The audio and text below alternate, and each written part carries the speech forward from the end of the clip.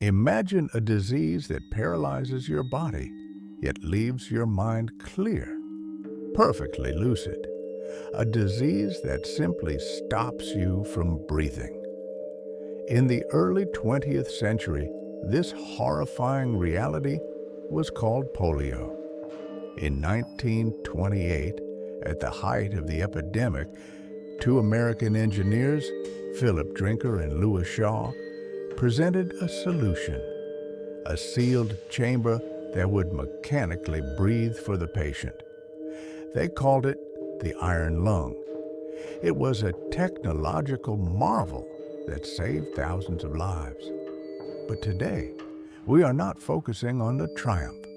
We are focusing on the price, on how this incredible machine designed to grant life became, for many of its users, a dark, lifelong prison.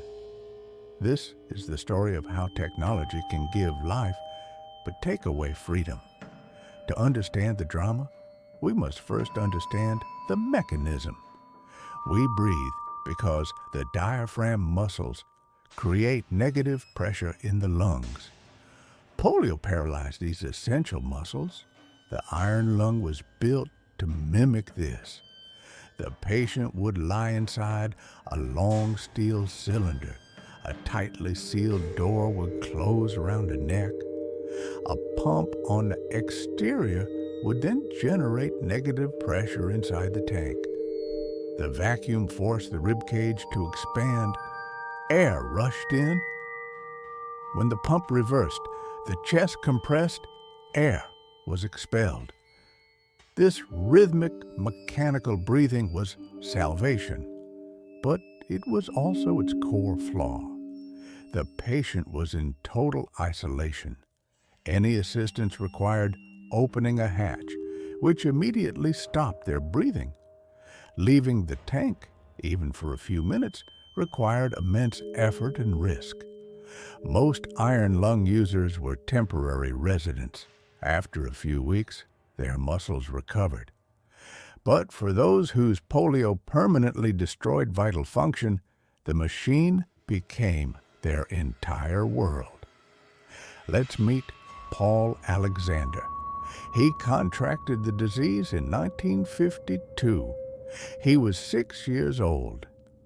Ultimately, he spent over 70 years in that steel tank. How do you live without moving? Paul taught himself glossopharyngeal breathing, or frog breathing. He swallowed air, using his throat to force it into his lungs. This allowed him to spend hours outside the tank, long enough to finish school and earn a law degree. Food, drink, communication, reading, all conducted through a mirror suspended above his head. The window to the world was a pane of glass. But what happened when the machine failed? In the 20th century, hospitals maintained the equipment, but as more modern, smaller respirators were developed, the iron lungs became forgotten relics. Production ceased. Users had to track down spare parts themselves, train mechanics, and pray the pump wouldn't fail during a lightning storm. Their savior had become their greatest single point of failure.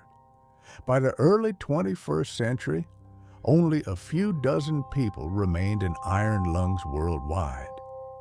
Their lives became a living lesson in technological obsolescence. They were tethered to a device the world had written off.